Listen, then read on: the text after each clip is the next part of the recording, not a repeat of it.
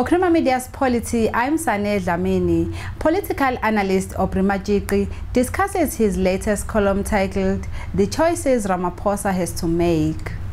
Aubrey, you talk about Zuma and Cyril Ramaphosa in the column. Can you tell me why it's so difficult for Zuma to budge, because his party has been telling him to step down recently?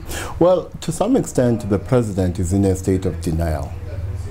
I think he cannot believe that the balance of forces in the African National Congress have shifted so much that he now faces a situation where, after escaping so many votes of no confidence, the ANC will remove him through a vote of no confidence.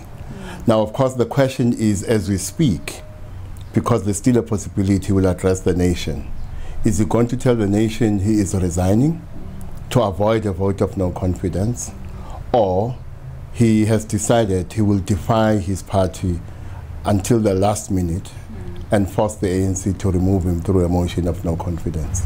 Regarding SONA's postponement, you say political considerations outweigh the legal. Can you please elaborate on that one? Well, I cannot think of any legal reason for the postponement of the SONA. So the presiding officers say that there existed a climate prior to the SONA which did not conduce to peace and stability during the sitting. So clearly what they were worried about is the possibility of mayhem and violence, possibly both inside and outside the house. And therefore, I think security considerations or political considerations outweighed legal considerations. In the end, it's quite possible they made the right decision, because one would not have wanted to see injuries or even deaths outside the house. And you also say Zuma's political life has become irreversible. What does this mean? Well, there is no way that Zuma can escape the fate of leaving office in disgrace, which is what is going to happen tomorrow. Whether he resigns this evening or does not resign and is pushed out through a vote of no confidence, the reality is twofold. Firstly, his decade as ANC president has been a decade of ignominy, and his departure will be equally ignominious. You speak about keeping the snake inside the house. Can you tell us why you think Zuma's camp made a wrong move when they chose Cyril Ramaphosa for deputy president in 2012?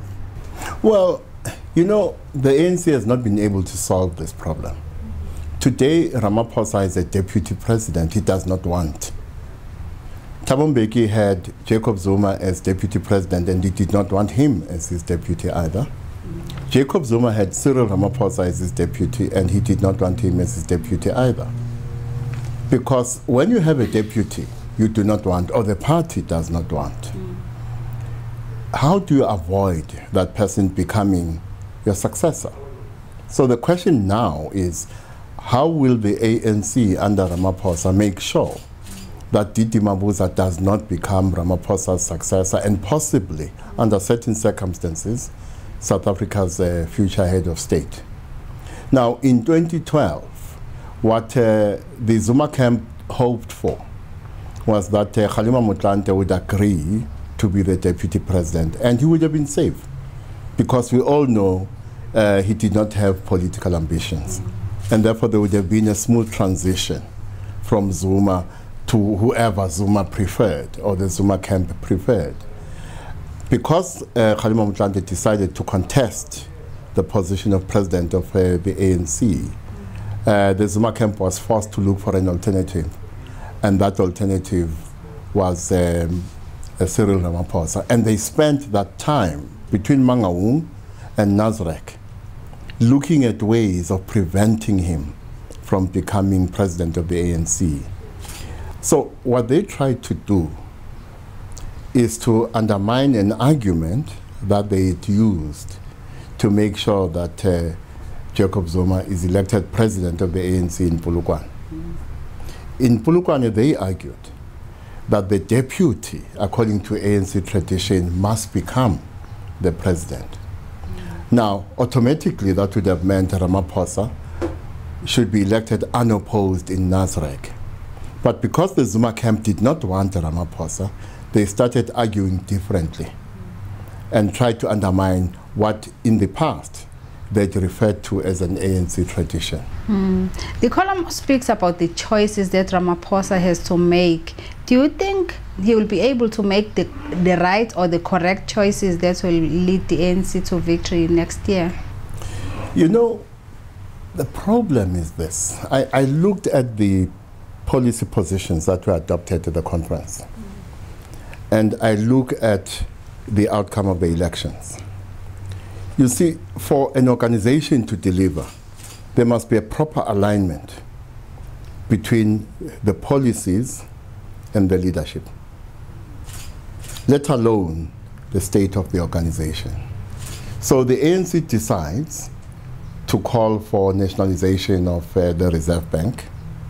It calls for expropriation of land without compensation, and to give effect to that, the amendment of Section 25 of the Constitution, and underpinning its macroeconomic policy is the idea of radical economic transformation.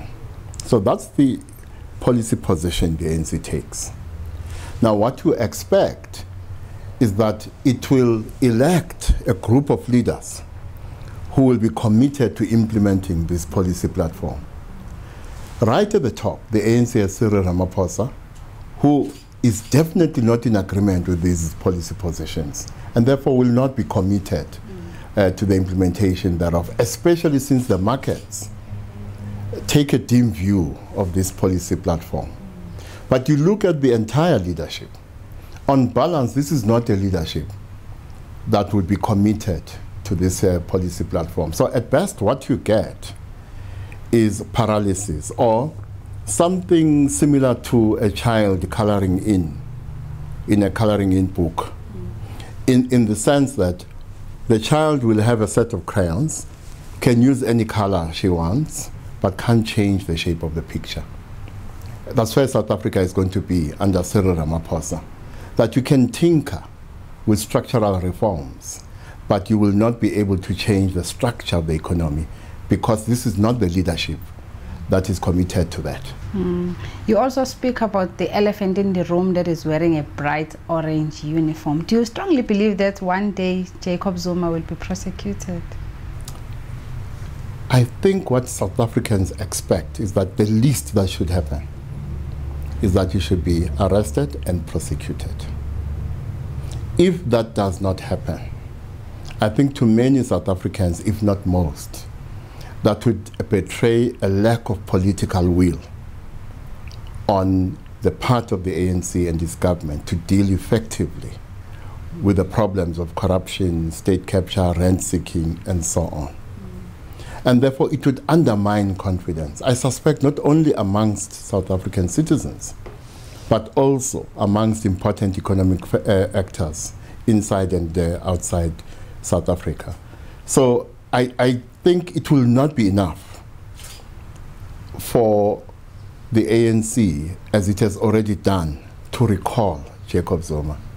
South Africans expect the ANC government to go further. They expect charges of corruption to be reinstated against Jacob Zuma.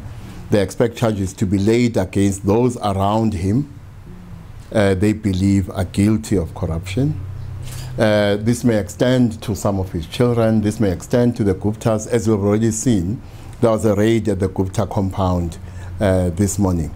So South Africans are expecting decisive action against those they deem to be guilty of rent-seeking, state capture, and corruption, including President Jacob Zuma. Now, Finance Minister Maliki Kaba is also calling for the same thing that South Africans are calling for. He said Zuma must step down. Do you believe what he said? You know, politicians such as Maliki Kaba and Minister Fiefoko, Minister Fikile Mbalula, have changed sides so many times that if they were chameleons, they would have run out of ink by now. I'm not surprised, though, Because when he was appointed finance minister, I remember him doing an interview in which he said, all he does is to do what he is told. Now, of course, most politicians, when faced with the possibility of losing their jobs or undermining their interests, will always foreground their interests, which means they're not going to mortgage their future on yesterday's man. They will look forward and, for the sake of self-preservation, will support the incumbent. So as we go forward, you should expect two things to happen simultaneously. The number of those who were loyal to Jacob Zuma, who crossed to the other side, to increase. But secondly, a group that knows it has no future in the so-called new ANC to become an internal oppositional force inside the party. And lastly, we saw ANC Treasurer General as well as the Chief Whip coming out in support of Zuma stepping down, and they said they will make sure that it happens as soon as possible. What do you think of what Zuma then came out to say to the nation today? That what has he done wrong? Why are they in a hurry to remove him? I must say that this interview with the SABC, to me, is tantamount to an abuse of state resources, because I could not see any point to it. I do suspect, though, rightly or wrongly, that the reasons behind the interview may be sinister. In other words, this was not an interview about Jacob Zuma explaining how the ANC has wronged him. This is not about Jacob Zuma positioning himself as a victim of some injustice on the part of the ruling party. This is a Jacob Zuma who is doing this interview to mobilize support for himself.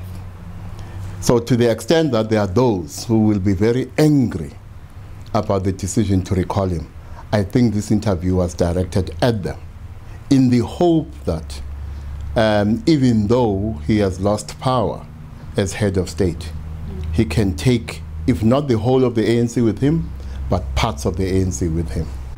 That was political analyst Aubrey Majiki speaking to Crema Media's Polity about the choices Ramaphosa has to make.